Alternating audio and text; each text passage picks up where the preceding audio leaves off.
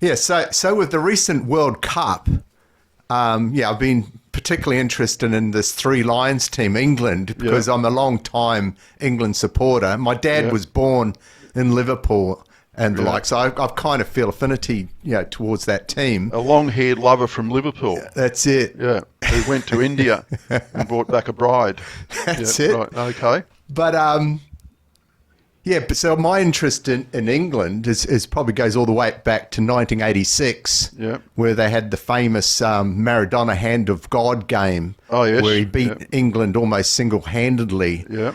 And so that was against Argentina. So that's a long time to follow a team, and it has been an up and down ride. I mean, they've never actually won the big gig. They talk about bringing the cup back home, don't they? No, it's never coming home. Well, it might do. No, it's never coming home. They certainly got close this time. Yeah. But, Argentina probably proved too good in the semi. As someone said on Reddit, I think it was on... Yeah. It's a shame they didn't get to the final to get thrashed in, in the final. But anyway... Because it's always, for most people who aren't English, the best thing in the world, if their team doesn't win, is the second best is England to lose. Yeah. But in saying that, though, one thing about England is that they won't do what Argentina did in the final, which is basically not even put a shot on goal, did they? They just put everyone behind the ball and played a very negative defensive game until it was too late. But England, at least, one thing I like about the Three Lions is they've got a bit of spirit at times, and if they're going to lose, they'll go down swinging. Yeah, as Tom Petty would say in his famous song. But didn't they play a crappy game the game before? Well, they played a very cagey game against Argentina, but then they scored. They actually were winning 1-0. But then they decided, we'll try and sit on this lead. Yeah, what was the game? There was one very cynical game where the two teams, if they drew, another team was going to be booted out. Okay. Whereas if they played to win, whoever won was going in, but whoever lost was going to go out. Okay. So they said, well, hang on, let's play for a draw. Okay, well, that's draw. Possible, yeah. Well, there's one team football. that did that. Yeah. And then we both go through, and the other team, I think Scotland, but goes out. Okay, I don't know about which the is group very stages. Cynical, and people have paid probably several $100 for their seat to go to see a very boring, cynical game. But a couple of things... This is where the man who we're about to talk about today would never do that. No, I suppose that's what we wanted to talk about. He wouldn't dream of that. Was the underlying English... what I call the England spirit. The bulldog spirit. Yeah, and this is kind of underlined by the passing of another great player, which I associate with England, which is Kevin Keegan. Right. A guy that I used to follow as a teen, when I first saw him in the 1974 FA Cup. Yeah. And, and he obviously played for England. He was... by a lot of people called him the heart and soul of the team because he exemplified this English, never give up spirit and fight. He's always he's quite combative. In fact, I think he actually decked, he's famous for decking a German guy on field. I don't know if that happened in an international, but he was a club man. he was a comedian. Supportive, a natural born leader. Yeah. He certainly had a charisma about him as well, Kevin Keegan. But I suppose the whole point of this video is to talk about a real life person that both you and I know called Paul Spice, who passed away himself. That's right. 12 months ago. And I thought this would be an opportunity since we've had the World Cup and Kevin Keegan and the fact that Paul was so interested in sports. And this is a man known to both of us. Yeah. Both having worked. Yeah, and he loved the Three Lions. He loved the Three Lions. Yeah. He was as English as what, Spotted Dick or something. Yeah, he's a man who I believe has literally been punched to the ground. Yeah. In a debate over cricket. Yeah. By some huge Aussie farmer. Yeah. At some country hoedown or barbecue. Yeah. And some debate took place over the Ashes or something, over the rivalry between Australia and England at cricket, which I find hard to believe. I don't even follow cricket myself. Became heated debate, where punches were exchanged. Yeah. And Paul was literally knocked flat by a guy with, arms like most people's thighs, That's right. He came to work with a black eye, didn't he? Yeah. That's right. I've got a feeling that Jackie might have been at that event. Hold it. What are you talking about, Jackie? You can't talk about Jackie. She could be watching this. Well, yeah, but I'm not saying anything. I'm praising, that she was there. I think she actually helped him because he needed medical support. They were in the middle of there was some country event, some party. No, you can't mention that. Why would you not? Because it's to Jackie. It's too. No, you're talking about other women other than his wife and that. You're one of our friends. Were you one of your friends, colleagues, a working colleague, right? I hope this stays in because this is it can't stay in. You're kidding me. This is going to be pretty boring. Come on, no. This has to stay. This is like a part. You got to imagine the man, the myth, the legend. You got to imagine that his children are going to be watching this. So so we're saying that he was like a monk. We just worked with men. We're just talking about the spirit and the combative nature of him. So we're saying that we're not saying we're saying that the working environment that you, me, and Paul and a friend, another guy called Storm and Norman. You're saying that the environment we worked in was like that Alien 2 or something. Was it Alien 2 or 3? You know the one I'm talking about? Well, there was a very bad alien film called Alien 3. There was one where there was just all monks on some planet. Yeah, that's Alien 3, Yeah, well, you're trying to make out that Suncorp was like that, just with a whole lot of men, a whole lot of celibate, shaven-headed men. Far from it. Suncorp at that time was literally probably one of the most liberated, the most fun working environments you could come to. And it was you had friends of all genders. Yeah, that's true. And Paul was able to to Paul's credit, he was able to comfortably be in that environment, work with. It's part of what I call. This is what we're praising. What I would say is that he's had what I call a code of ethics. Yeah, I hope you aren't going to get the scissors out and edit it, because this is a genuine. We're having a genuine, like a Roy and HG. Yeah. This is like Roy and HG. So anyone who does watch this, whose name may come up or whatever, there's nothing negative about this. This is praise, nothing but praise, and also wistful memory of a time and place that we can never have again. I used to harbour when I left Suncorp. I was only there briefly, and it was a peak experience of my life. It was one of the best times of my life there. Yeah. Friday nights, every Friday night, you'd take off, and all your colleagues, say from all ages. I was already pretty old then. I was in my 50s, just turned 50 or something. And you'd be going, and you'd be in a big group, laughing, talking about the week. Of people from 20 years old up to my age. Yeah. Men, women, married, single. You just colleagues having a great laugh, having beers. There'd be be at a sports pub. There'd be on the thing. There'd be probably some game. Yeah. One of the New Zealand teams playing an Aussie team, and there'd be a bit of needle. Because there'd be English people. Again, we're in that group with people from different countries. Yes. We had people from England, Scotland, New Zealand, Australia, different states of Australia. Yep. Probably the most foreign people there would be the people from Brisbane, because they're a unique breed. Yeah. I'm not sure they're part of the human race, but they certainly. But you had all people like me from Victoria.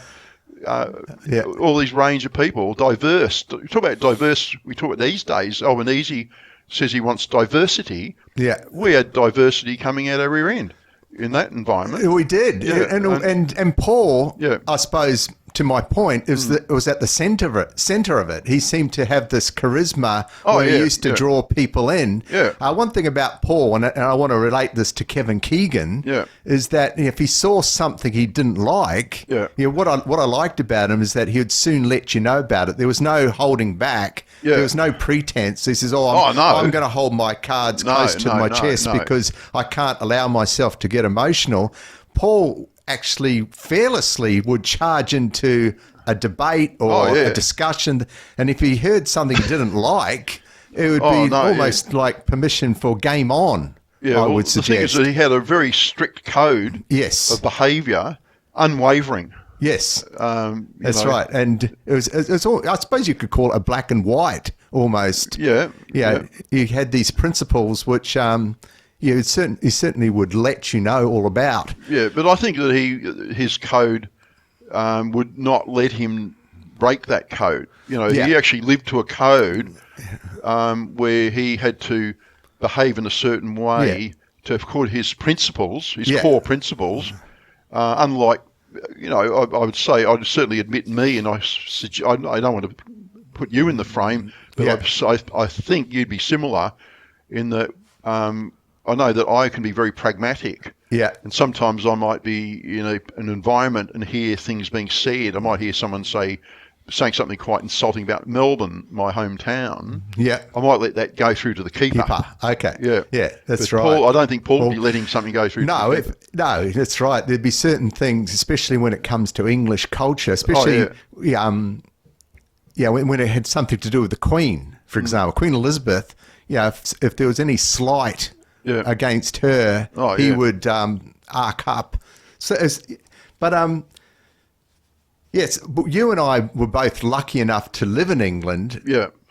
And we experienced some of the English culture, I suppose, these English characters that we got to know. So Paul isn't probably anything that unusual in that respect. There's a load of people like that who live, that we experienced. Yeah, well, we've seen extreme, I've been on a train from London to Norwich with football supporters on it, English football supporters, and they smashed out every light on the train and intimidated the couple of bobbies that were on there to accompany the support. And they were saying, let's do the train. And they were streaming up and down, smashing stuff. Oh, yeah. I was on the train with my family who were terrified. Yeah. So I've seen the passion that English sports followers can have. Yeah. And Paul was not at that extreme end of that. No. But he was probably not far off. No, well, the thing about, as I experienced, I only went to one, I sort of fitted in. I soon realised as like a people person that a good way to get in with the locals is to support the local team. So we had this team called the Norwich City Canaries, and we went down to White Hart Lane, which is the home to Tottenham Hotspur. Oh, yeah. And I soon realised, well, this is not like a football game in Australia or New Zealand. There was dogs barking. Yeah. There was police horses kitted up with leather pads on their knees and that. Yeah. There was guys with batons. Yeah. And we, as the away supporters, were herded into this bin. And, it was quite intimidating. I'm glad I had the experience, but I'm not too sure I want to relive it. If you had gone after the game to a local pub for a drink to discuss post-mortem in your yellow kit and notice that everyone else in the pub had white tops on. The mighty Spurs. You would have probably potentially not be here to tell the tale. No, that's right. Again, in Australia and New Zealand, it's a different different rule book. But at that time in 1990, I think England was going through a phase where football hooliganism was actually a thing. In fact, in the summer of that year, there was a little thing called the 1990 World Cup in Italy. Yeah. And the English supporters famously were, in the group stage anyway, they were sent to an island called Sardinia, and they played all the games there with the Italian thinking was, well, if we can use a port, we can actually, a ferry, they've got to come in through this ferry. We'll stop the ferry and then just vet all these guys. I don't know what the technology was in 1990, but they probably had photographs maybe of troublemakers. They had known, They were trying to weed out. But also, the other thing is if you can make it on an island, maybe you're not going to get as much English. But basically trying to manage or control this English hooliganism problem. But you need to, I think, because the problem is because I lived in Scotland as well. Yeah. And I followed a Scottish team through the whole season. Yeah. And I hadn't realised, coming from Australia, there's a concept known as the casuals. Yeah. So if you got this, everyone's heard of soccer hooligans. Yeah. But because they're not, these guys who call themselves hooligans, and they're in proper organised gangs, they're not dumb. A lot of them are some of them are stockbrokers and working in the city, highly paid guys.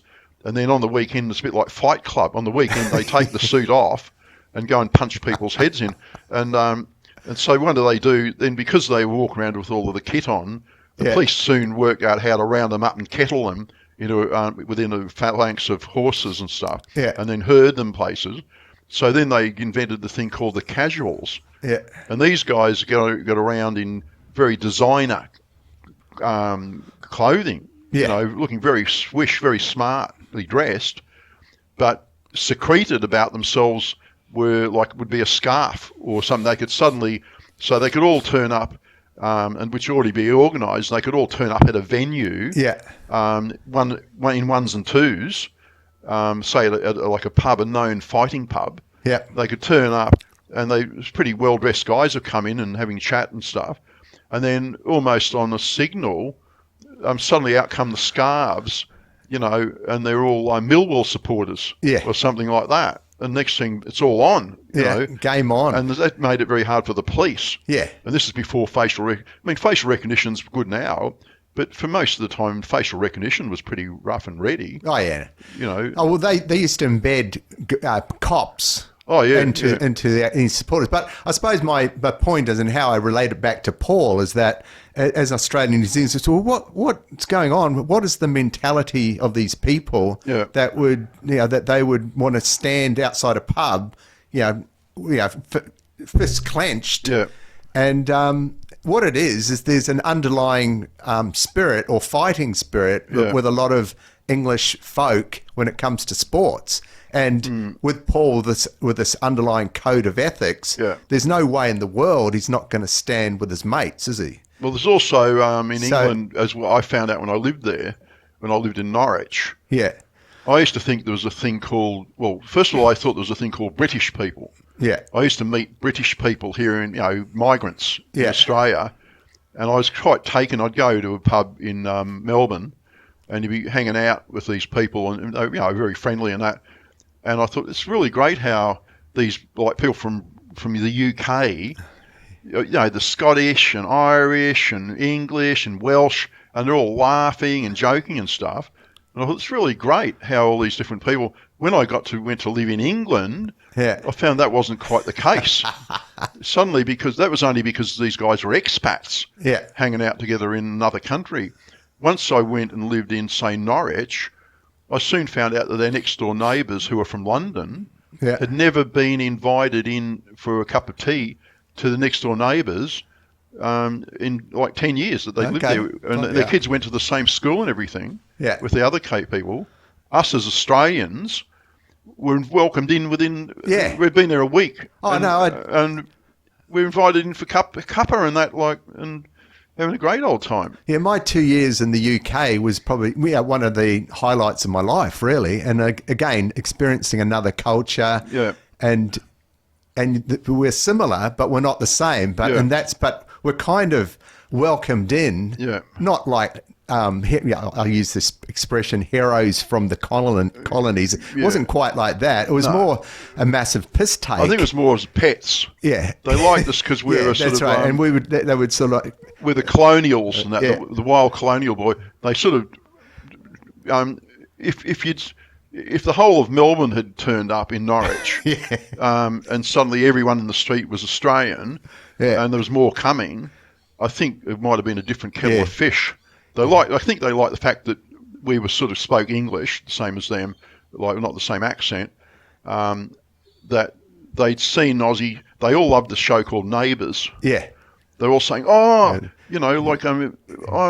watching Neighbours and that, and then now you guys have moved in, and they thought it was really funny. There was definitely a novelty value attached to Australians and New Zealanders. So that was good that we were able to fit in that way and hold down a conversation. So culturally, we were especially taking up, though I think they were quite surprised about my passion for the Norwich City Canaries. But what I loved about it was the atmosphere at the ground. So, you'd be jammed in. First of all, you'd be jammed in, and there'd be singing, and there'd be taunting. Sometimes you get the finger out, and you'd go, 1-0, all this crap, So I like the theatre, I suppose, of the and again, you're in there with your mates.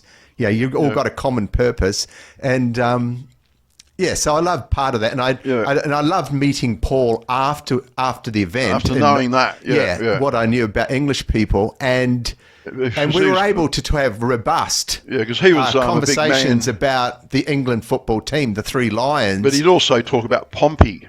Yeah, that's right, the Portsmouth team. Yeah. He loved talking about Pompey. Again, with this combative style that he had, he'd talk about the local derby. Yeah. He hated people from Southampton. Oh, yeah. And I said, what, you're talking about Matt Le Tissier? Yeah. And I think he was impressed that I knew who Matt Le Tissier was. Yeah. But he said, the F-bomb scummers. Oh, right. He used to call them the scummers. The scummers, right. Yeah.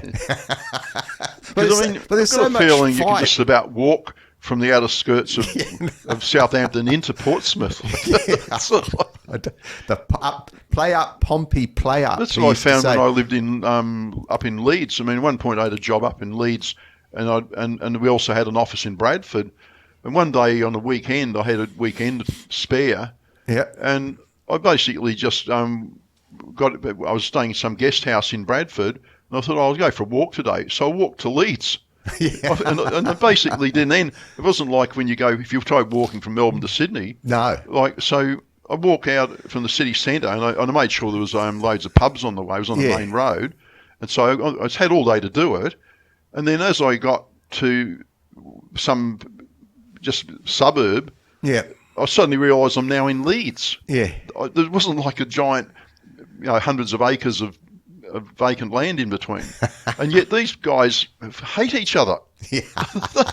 And that's the thing. So this is where I talk about the passion is tribal. Yeah. And I mean, even in Norwich, Norwich are very tribal. And in Norwich, they hate Ipswich. Yeah. And that feeling's returned. Yeah. In fact, the Ipswich people hate Norwich a lot more because that's the big brother. The tractor boys. Yeah. So although I think someone like you or me could go into the Rebel Sports or whatever they've got and come out with a Norwich top, you're never going to be fully accepted. No.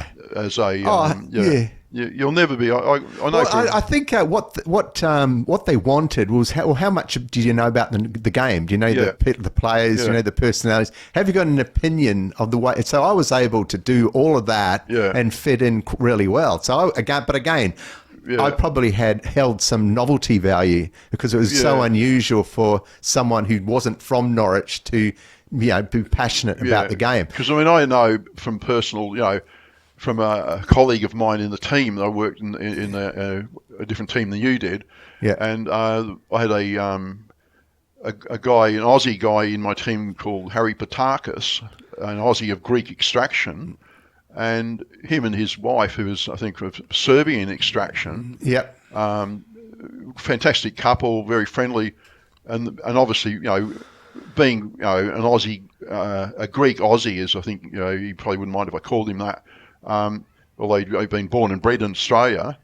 Again, passionate soccer fan. Okay. Passionate soccer fan. So he was living the dream. Yeah. Living in England, working for a year as a contractor, Aussie contractor. And so him and his missus, they got all the kit, the Norwich kit and everything. And they went on an away trip in the Norwich bus. Yeah. They were threatened on the bus. Okay. Because I think Norwich lost. There was an away game, Norwich lost. These guys don't handle loss very well. Okay. So on the way back, I think they were badly treated, abused and whatever. Which left a sour taste in my mouth. Yeah. So because certainly in my time in Scotland, because I went to every home game at Tynecastle of the Hearts. Yeah. The jammed Hearts, as we call them, but Heart of Midlothian, I was welcomed there. Yep. And because I see again, we talk about the passion. I had to fake that passion. Oh, okay. What I did, because I used to be a passionate North Melbourne AFL follower, to the thing where I would go and actually get in fights at the football. I had literally that much passion to support my team growing up as a teenager. So when I went to Scotland, although I was nearly 30, I think at the time, I don't know how old I was, pushing 30. So I was interested. I knew a lot of people through my mother, so I actually already had an in into soccer fans. Yeah. I went with them to the football with their friends. So there's a big group, maybe a dozen of us would then go to the game. And I transferred my passion, my ability to be passionate fan, I transferred that onto Heart of Midlothian. And so we were, abusing Celtic and, abusing Rangers or the Hibs. Or the Hibs were literally treated us by vermin by us. We're like something under our feet. Yeah. Celtic we hated, Rangers we hated. Yeah. And they loved these guys were listening to me, the Aussie, abusing the hell out of these guys, using some of the insults that I'd learned at North AFL Melbourne games. But the thing is, at an AFL game, I'd be standing in the standing room at like Arden Street Oval, watching North Melbourne play Essendon or Carlton or Collingwood. Yeah. And I'd be, and my brothers and that would be abusing the hell out of just total insults that you'd actually be evicted from the ground now. Yeah. Abusing their mother, made a mistake giving birth to them, and all sorts of horrible things we'd say about these guys on the field. They could hear us because we're at this thing. And we'd be doing that surrounded by Collingwood supporters. Yeah. Intermingled. Well, that's the other thing that you noticed when you go to Europe is that of this crowd segregation. That's a horrible thing. Yeah, that's right. In Australia and we saw this in the World Cup in the US. They just mingled Argentinian supporters in with English supporters. Right. Which I'm surprised. How did they get away with that? I'm not too sure. Yeah. I mean, there's a few things that popped up on the old YouTube feed, but I suppose generally speaking, it was anyway. But so all this World Cup action, Kevin Keegan has been making me think about the Delhi Departed, which is this guy Paul Spice. Yeah. You actually work with him. I actually got to know him through a trivia team. Yeah. So him and I, particularly with sports or anything to do with popular culture, he seemed to have a lot of knowledge about those sorts of things.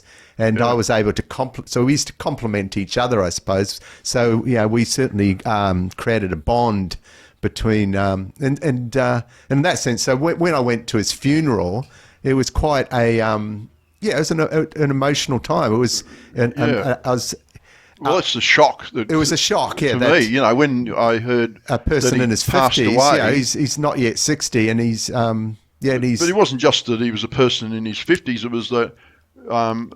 I hadn't seen him for 20 years, and that, but I'd worked with him, and he was a man of high energy and high intensity. Yeah, and so he'd be the last person. Zest for life. Yeah, that's it. Like he wasn't like some low energy guy that might just wither away. No. Super positive. Because I think the thing, because I think we were talking about Kevin Keegan, but there's also a guy called Stuart Pearce, isn't who's much more. I don't think. See, Kevin Keegan. If I think of Kevin Keegan, I just think of this guy telling a comedian, taking the piss out of himself. Which he could because he was so good. That you get that good that you can act like a clown.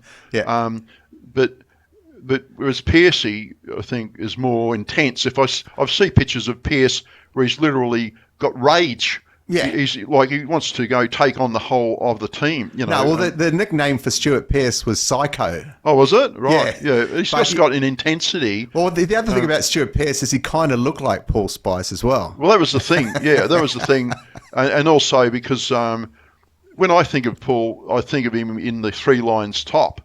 Yeah, not that I've ever seen him in one. Yeah, but I just think I feel like that he had that tattooed on him underneath his ordinary suit, and that like I feel that if you're like a black pearl rock, that the colour goes right through to the core. Yeah. That you certainly, he's the sort of guy that let's say that and I bumped into Paul one time at Heathrow Airport in the bar. Okay. In fact, some guy come and knocked me because in the bars in England, it's sometimes to get served. There can be 3 deep at the bar. Yeah. And then you got to use sharp elbow. To get served, you could actually not get a drink. Yeah. And you're waiting for planes. So I went to get a pint. My missus I think my missus. No, I think it was on my own. I'd gone there for a contract. So I'm flying out, and I'm in Heathrow, and I've gone to the sort of fake English pub they've got in Heathrow type thing. I thought, well, I'll go and have a pint because we've got a long flight coming up. Yep. And so I go over, and it's like 3-4 deep and that, and I work my way into the bar, and I'm finally breasting the bar, and then trying to get the eye contact. I've got the money up. Yeah. You know how you hold the money to get. You know, all these body language to get served. Some people are probably still there in the bar and haven't been served yet. But so like I think, all right, I must be about next. And then some freaking I get elbow, like, you know, literally some physical contact. And I don't like physical contact. But who's this? What's going on here? Like, and I thought it could be on. I thought, I'm not going to bloody stand for this. And I looked to me. It's Paul Spice. I said, hey, Paul, what are you doing in England? And I realised that he had family, and he probably used to come once a year or at least, and go and see his family in Portsmouth. Bloody hell, you know, like we had a bit of a chat and that, you know. I wasn't expecting to see him. This is after I'd left Suncorp. Yeah. Well, you know, there's Paul. So, but anyway, I then didn't see him for 20 years or more. Yeah. Until I heard this bad news. Yeah, it came as a shock. Shock, you know? Yes. Yeah, but certainly, in my memory of him, you automatically think of him as English. Yeah, he could have been in Australia for 100 years. He would never be one of these guys that suddenly put on an Aussie accent and start like, you know, I know a guy that lives in a different state. He's an English migrant. Yeah, and he goes and tells everyone that he's an Aussie. Yeah. He says, oh, yeah. Well, I'm a little bit like that. A lot of people, I've managed to adopt, I don't know how I did it, but I've now got an Australian accent. So when I go back to New Zealand, it's like, what am I hearing here? Do they ever go at you? They... Anyway, but this guy that I'm talking about... Yeah, but Paul Spice, he managed to retain everything, including his accent. That's the thing that this guy that I'm talking about has also retained his accent. Okay. Yeah. So this guy with the most English accent, and it's not even a good accent. I mean, you know, some accents are good, right? Yeah. You know, so some accents I wouldn't mind adopting, you know. Yeah. But this guy's got a basically what they call an estuary accent, London estuary accent, and that. And it's so you could cut a knife with it. And I've been in the bar with this bloke, and we've suddenly started talking to some women, just young women who just arrived in the country from Manchester. And they're loving it because it's a new country. We're chatting to these women. This is after a city to surf. And they said, oh, you know, blah, blah. And are you guys are Aussie? You see, I'm an Aussie. They said, no, hang on, you're not an Aussie. No, he's an Aussie. What are you? He says, no, I'm an Australian. I've got an Australian passport. I said, yeah, but you're not an Australian. You're from London or somewhere. Like, oh, no, I'm an Australian. No, you've got an Australian passport. But this is the thing, something that Paul would never be accused of. Nah. Paul was English to the core. Yeah. And proud of it. Branston's pickles. And then not even, and then English is too broad. Yeah. Because he was very specifically from Portsmouth. That's the thing. I don't think of myself as being from Melbourne, you know, like I'm from Australia, you know. I don't even think I'm Victorian, you know, like. Yeah.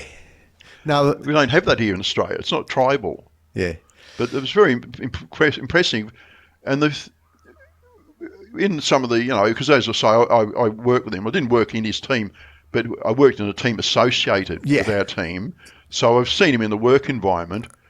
And he brought the same passion to sport to his job. Yeah. Like, to me, I was just there to get paid. Yeah. Like, I needed to pay money and pay my bills and a kids' school. You're a checkbook player. So I'm there at work because I need to work somewhere and I need to have a job. And I was doing enough to get by, which my enough to get by is usually fairly good. Yeah. You know, better than average and stuff. So I was cruising. I was just cruising there, taking it easy. But Paul, I think where we interfaced with him or something at times, and like my boss, an ex-rugby player, quite a guy, pretty formidable guy with a bull neck and that. Sometimes he would be very pedantic about things, about what our team is going to do for this other team, and Paul you'd get a furrowed brow. That's not going to happen. You know, like be sort of like he'd bring the intensity to bring the heat. I think at one point, I'll qualify this. I can't swear. I've got a feeling that at one point he was particularly almost on the verge of going to smack this guy in the mouth over some dispute over how you do a test plan. Come on, guys, it's just a job. Yeah, it's just a job. No, I will not accept that. That's not how and this is the thing that impressed me. This passion, I could never get that. No. And you can't. You've either got it or you don't have it. Yeah. You can't just pretend to have it.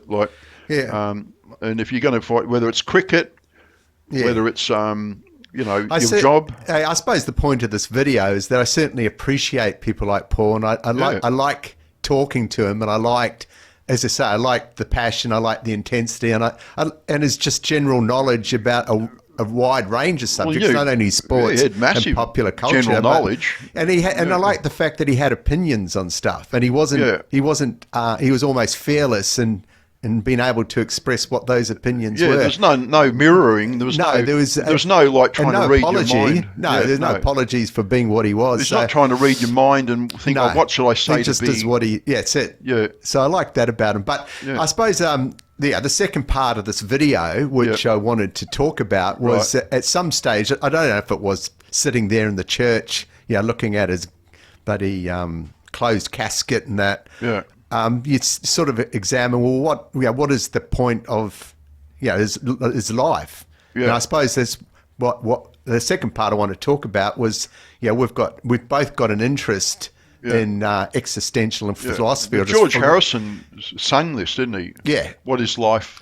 Yeah, that's true. Yeah. But I wanted to point to 20th century French philosopher and writer Albert Camus. Who we both like. So he had this idea that, in a way, life is absurd, isn't it? It is absurd, isn't it? I mean, you came to Camus a different direction than what I did. In 1978, when I was a young man, I was listening to a Cure song called Killing an Arab, which is basically about one of Camus' book called The Stranger. Yeah. And a lot of people think it's actually about causing harm to somebody, but it's actually, if you know anything about Robert Smith, it's actually the opposite. Robert Smith, because a lot of controversy around the song, but it's actually more about what's the underlying themes of that book. So I think for Camus, he talked about apathy, and if life is absurd, then why even bother? Why should I even have any interest in doing anything? I think that's why one of the books that Camus wrote is called Caligula. Oh, okay. And that's about the one of the most depraved, vicious Roman emperors. Okay.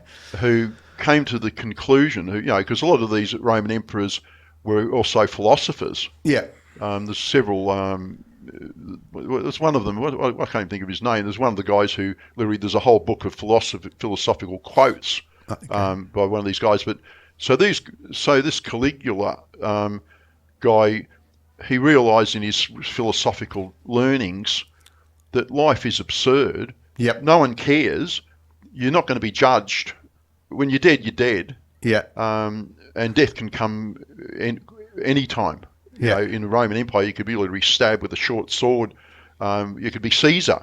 Even if you're Caesar, your friends could suddenly all stab you in the back. Yeah. Even your best friend Brutus would be part of it. Yeah.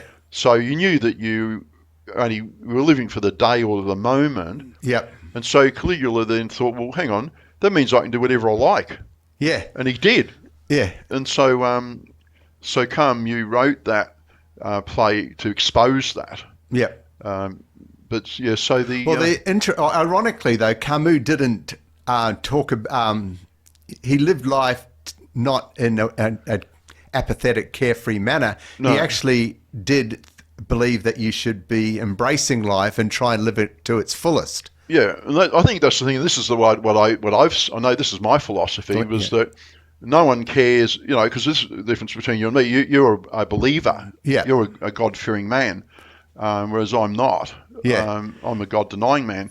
But so I've had actually people say to me, Kevin, as you don't believe in religion or God, Well, how come you aren't like some sort of criminal, just going and taking stuff out of shops and helping yourself to things and stuff?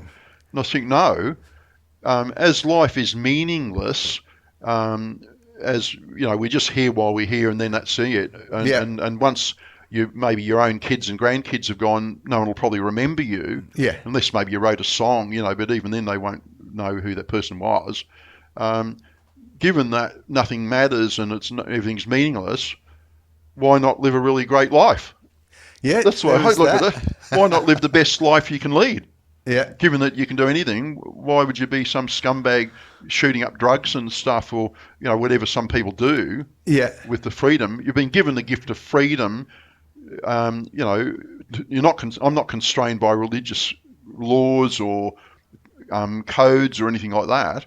I think I was telling you before that one time I was threatened by someone with a knife outside a pub. Yeah. And I had to deal with this situation.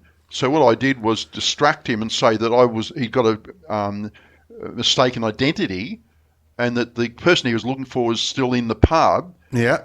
I confused him as he turned to walk back with me into the pub for me to show him this person who had abused him. He got word. Yeah. As the minute his head turned, I ran for my life. Yeah. And I broke almost probably the 4-minute mile. Yep.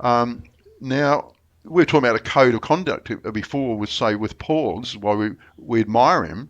Yeah. Is that his code of conduct as a Englishman. Yeah. And also as a Pompey man, man from Portsmouth. Yeah. There's no way he would have done that. No. He would have confronted that, possibly knowing he was going to take a knife. Yeah. He would not be able to back down because he had a code. Yeah.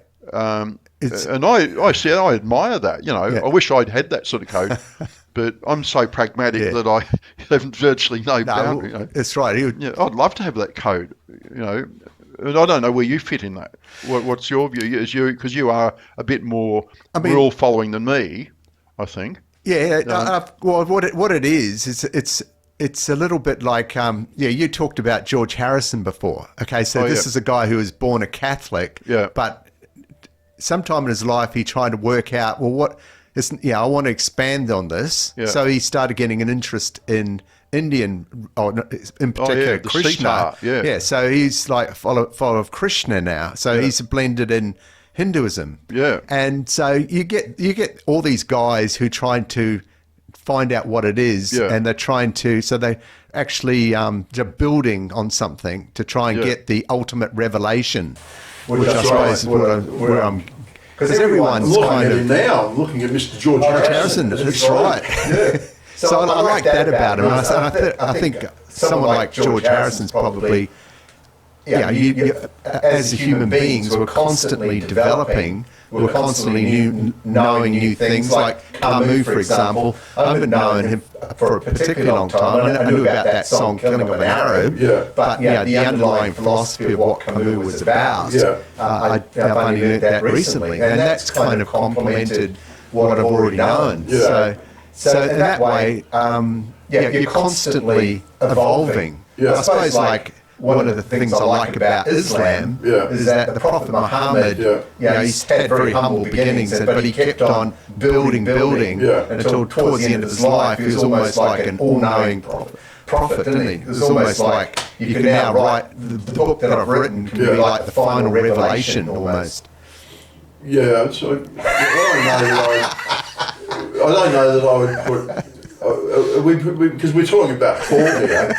I'm not going to put him in as the prophet, and that but he did have code of conduct, and he did have a rule book of sorts. Yeah, but he didn't invent that code. I mean, that was the good thing about it, Well, he sort of adopted it as his personal take. No, I like to think that code was like a Black Pearl Rock, with the things goes right through to the bottom, to the core. Oh, yeah. I think we agree that both you and myself have been known to sort of put on a skin of veneer. You'll suddenly turn up, having been born in New Zealand. Yeah. next thing you've turned up at Carrow Road with the Canaries top on. Yes. Well, I don't think Paul would do that. Is Paul going to turn up and suddenly pretended he's an Australian soccer fan? No, I don't think he would do that. That's the thing. He's true. It's like a North Star. Yeah. You know, that's not going to deviate in that, you know. Yeah. No, not going to sell out. Yeah. You know, so I think that's the thing where you need that. You've got to have people who are literally like a bedrock, you know, that you know exactly where they stand, and you're not going to go in to meet them at the Pig and Whistle and he turns up in a Scottish jersey. Yeah. You know, what the hell? He's wearing the Scottish strip, you know, he's supporting Scotland. But there's something gone wrong in the world, you know. Yeah. Whereas if I turned up and saw you wearing a Scottish thing, I wouldn't be surprised. Let me clarify my interest in the England soccer team and the Three Lions.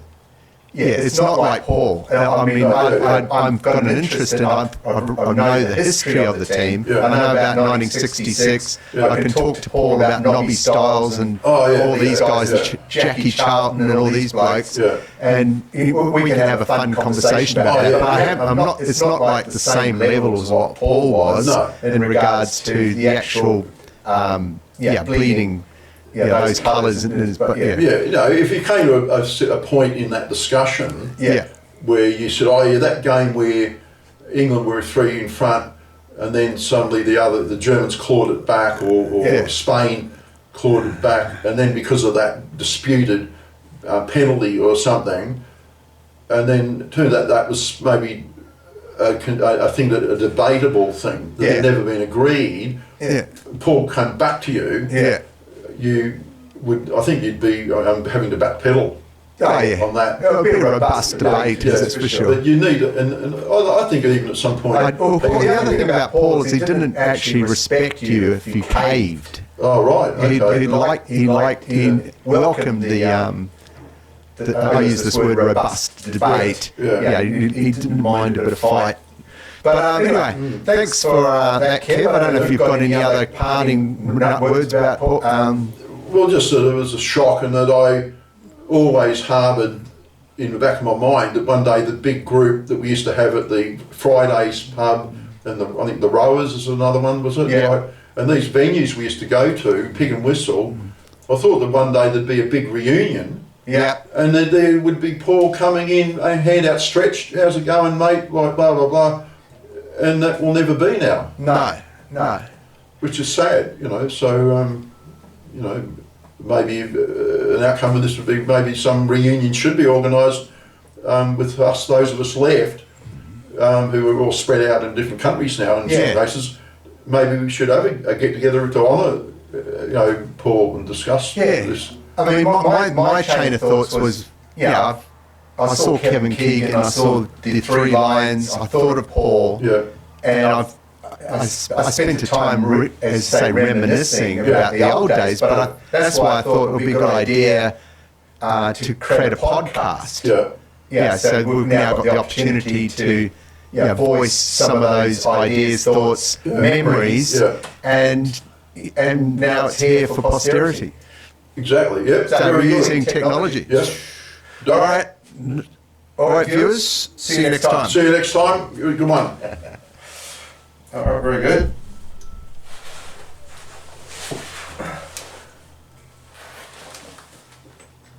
I'll let you shut down everything.